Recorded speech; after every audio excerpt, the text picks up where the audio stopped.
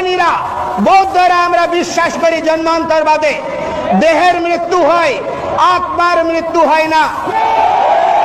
কবি গেয়েছেন, আবার আসিব ফিরে ধানসিঁড়ি নদীর তীরে, শঙ্খচিল বা শালিকের বেশে।